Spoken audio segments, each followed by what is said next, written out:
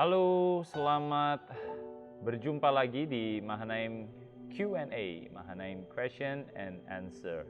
Kita berusaha untuk mengerti mengenai firman Tuhan dan kami di GPDI Mahanaim Tegal selalu rindu untuk bisa menjawab pertanyaan-pertanyaan yang mungkin Bapak Ibu Saudara ingin ketahui, baik dari Alkitab atau dari percakapan Anda dengan orang-orang di sekitar Anda.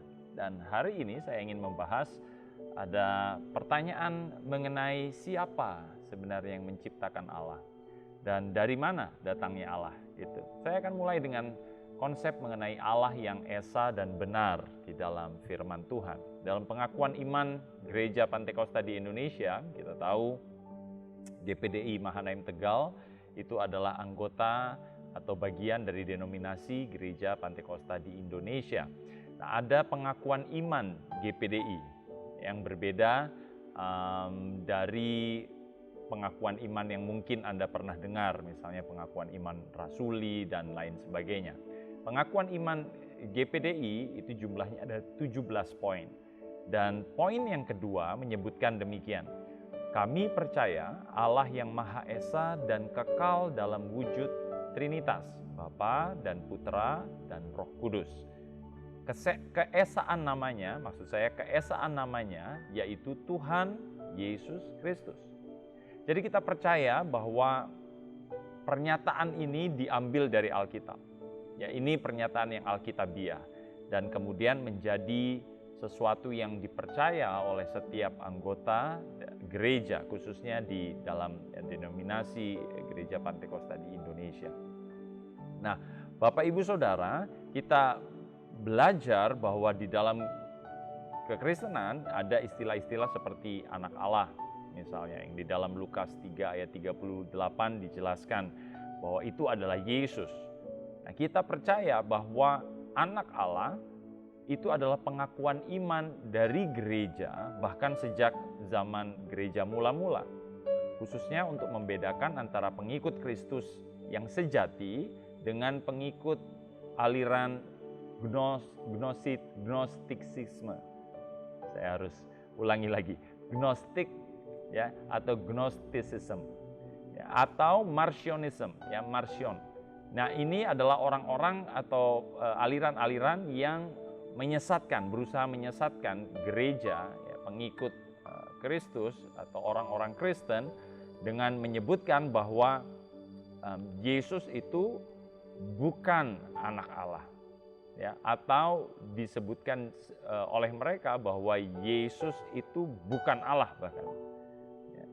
Yesus disebut anak Allah bukan karena Allah Bapa melahirkan Yesus, bukan seperti itu, tetapi karena dia berasal atau memperjelas ya, pernyataan bahwa ia diutus oleh Bapa. Saya rasa mungkin Bapak Ibu Saudara bisa mencari kebenaran mengenai hal ini di banyak literatur atau di sumber-sumber buku rohani lain. Jadi sebenarnya kita bisa berkata bahwa Allah itu tidak diperanakkan dan memperanakkan. Jadi dia tidak berasal dari suatu hubungan. Misalnya seperti yang dipercaya oleh orang-orang yang percaya kepada mitologi dewa-dewi, ya, ada dewa yang bisa dilahirkan dari hubungan antara dewa dan dewi yang lebih besar. Ya, mereka membangun mitologi seperti itu karena mereka menganggap bahwa Tuhan atau Allah itu memiliki keberadaan yang sama seperti manusia, seperti ciptaannya. Bagi kita percaya bahwa kita serupa dan segambar dengan Allah, tetapi Allah memiliki realitas yang jauh lebih luar biasa dari manusia. Dia tidak kawin-mengawinkan dan dia tidak diperanakkan ataupun memperanakkan. Jadi istilah anak Allah atau istilah Allah Bapa itu bukan kemudian merujuk seperti kita mengerti konsep anak atau konsep Bapa. Saya tidak sedang berusaha untuk menjelaskan tentang Trinitas di sini, tetapi saya ingin memperjelas bahwa asalnya Allah itu bukan dari hubungan, ya, tetapi ia ada dari mulanya. Nah, Allah itu esa. Ada orang yang berusaha menjelaskan bahwa Allah itu menurut Kristen tidak esa. Kenapa? Karena orang Kristen percaya kepada 3 Tuhan. Ada konsep anak Allah. Kalau Anda baca di dalam Markus 12 ayat yang ke-32 dan Yudas 1 ayat yang ke-25, maka Anda akan dengan lantang berkata bahwa Allah itu esa. Kita bisa berkata bahwa Allah itu esa. Dia tidak memperanakan, dia tidak diperanakan. Demikian juga bahwa Allah yang kita sembah adalah Allah yang benar. Memang ada usaha-usaha untuk membuat bahwa Yesus sedang mereferensikan atau mendorong ada tokoh lain yang datang sesudah dia untuk kemudian menjadi utusan Allah yang sebenarnya. Misalnya ada tulisan mengenai Injil Barnabas. Ya, seorang profesor dari Baylor University namanya Philip Jenkins, ya, Profesor Philip Jenkins mengatakan bahwa tulisan dalam Injil Barnabas itu memang menulis tentang Yesus, tetapi dibuat di abad ke-14. Jauh berbeda, ribuan tahun berbeda, jadi sekitar 1300 tahun jaraknya dari di mana manuskrip atau catatan Perjanjian Baru yang kita sekarang pegang terjemahannya itu ditulis di abad pertama. Jadi Bapak Ibu Saudara, kita tidak bisa percaya kepada sumber-sumber tekstual yang berasal dari ratusan abad sesudah Yesus ada. Ketika Yesus hadir di abad pertama, di abad yang sama itu ada catatan-catatan mengenai karyanya dan apa yang ia ajarkan. Seorang tokoh juga di Indonesia namanya Dr. Bambang Nursena. Dia berkata bahwa firman itu menjadi manusia dan dengan menjadi manusia itu tidak memisahkan firman itu dari Allah. Firman itu adalah Allah. Jadi firman itu adalah Allah. Firman yang menjadi manusia itu yang kita sebut sebagai Yesus Kristus dan ia adalah Tuhan. Tuhan Yesus Kristus.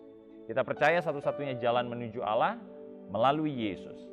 Jadi pertentangan mengenai Allah yang benar dan kebenaran absolut itu memang muncul di akhir-akhir ini. Tetapi jangan ragu dengan iman kita, karena iman kita berdasarkan kebenaran yang jelas di dalam firman Tuhan, di dalam Alkitab. Nah, bagaimana dengan keberadaan Allah sendiri? Memang ini menjadi perdebatan, khususnya di negara-negara maju. Saya sempat tinggal selama beberapa tahun di Australia, di Singapura, di Amerika Serikat, dan memang di negara-negara maju orang mempertanyakan mengenai apakah relevan untuk percaya kepada Tuhan. Sebenarnya pengakuan akan Tuhan itu adalah pengakuan kolektif. Jadi semua orang tahu ada the higher source atau the higher power. Ya, ada kuasa yang lebih tinggi, kuasa yang lebih besar yang menjadi sumber dari segala sesuatu. Sebenarnya itu ada pengetahuan bersama mengenai hal itu. Dan sebenarnya sebelum kita masuk ke zaman modern di mana rasionalitas dan logika menjadi tumpuan, di zaman itu yang menjadi di zaman dahulu, ya kita bisa bilang di zaman kuno, yang menjadi perdebatan itu bukan ada atau tidaknya Tuhan, karena Tuhan itu pasti ada menurut orang-orang di zaman itu. Yang jadi perdebatan adalah Tuhan atau Allah atau dewa mana yang lebih kuat. Nah, kita bisa lihat ini di dalam Alkitab, itu tercatat di dalam kisah mengenai juru minuman agung dari Raja Asyur ketika ia berusaha meneror rakyat Yehuda dan rajanya saat itu yaitu Hizkia. Anda bisa baca itu di dalam 2 Raja-Raja 18 ayat 33 sampai 35. Nah, Bapak Ibu Saudara, doktrin tentang keberadaan Allah menjelaskan siapa Allah. Bagaimana Allah bisa dikenal oleh manusia, dari mana ia berasal. Jadi Allah ini berbeda dari segala hal yang kita kenal. Ya, alam semesta itu diciptakan oleh Allah. Jadi Allah tinggal di luar alam semesta yang kita kenal sekarang ini. Meskipun ia bisa masuk ke dalamnya, tetapi ia menciptakan alam semesta. Jadi ia melebihi dari apa yang kita pikirkan, melebihi dari apa yang kita mengerti. Bahkan dari zaman Ayub orang-orang sudah bertanya mengenai hal ini. Anda bisa baca di Ayub 11 ayat yang ke-7. Jadi Bapak Ibu Saudara, meskipun Alkitab tidak berusaha untuk membuktikan eksistensi Allah, namun ada beberapa argumen yang menunjukkan bahwa Allah itu ada dan mungkin kita bisa melihat atau menjawab pertanyaan-pertanyaan mengenai dari mana Allah, dari mana ia berasal. Nah, seorang tokoh Kristen namanya Thomas Aquinas, dicatat oleh penulis yang namanya Menzies dan Horton. Nah, Thomas Aquinas ini hidup di abad pertengahan, sekitar di abad ke-13. Dia memiliki 5 argumen. Yang pertama argumen ontologis. Saya nggak sedang berusaha untuk memberikan istilah-istilah sulit kepada Bapak Ibu Saudara, tetapi ini catatan di dalam apa yang diungkapkan oleh Thomas Aquinas. Nah, argumen ontologis ini maksudnya asal muasal sesuatu, bahwa jika sesuatu itu sempurna maka ia nyata. Jadi kalau the perfect being, sesuatu yang sempurna, yaitu Tuhan itu tidak nyata, maka tentunya ia tidak sempurna. Tetapi karena ia sempurna, itulah kenapa ia nyata. Kira-kira seperti itu, kita bermain filsafat di sini. Kemudian yang kedua, argumen kosmologis. Argumen ini adalah kelanjutan dari yang pertama. Kalau alam semesta ini terus dicari ujungnya, pasti kita akan ketemu penyebab pertama atau the first cause. Sesuatu yang dapat berdiri sendiri yang kemudian menghasilkan keberadaan atau eksistensi yang lainnya. Jadi dia bisa berdiri tanpa harus ada yang lain hadir. Kenapa? Itulah Allah disebut pencipta yang pertama. Kemudian yang ketiga, yaitu argumen teleologis, bahwa segala sesuatu itu ada tujuannya, by design. Jadi segala sesuatu yang kita pelajari lewat ilmu pengetahuan, ya, semua yang membentuk dunia ini, semua makhluk hidup yang ada di dalamnya itu kemudian membawa kita kepada pemahaman bahwa ini ada desainnya. Saudara pasti kalau lewat lapangan, kemudian ada rumah yang berdiri di situ, Anda nggak mungkin bilang, oh rumah itu kemarin nggak ada, muncul tiba-tiba karena ada tabrakan molekul dan lain sebagainya. Nggak ada. Saudara pasti berpikir ini pasti ada yang rancang.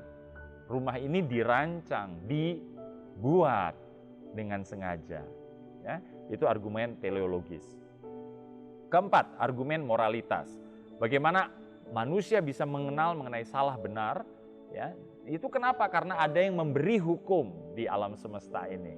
Ya, kita percaya ada hukum alam, tetapi sebenarnya hukum alam itu adalah hukum Allah.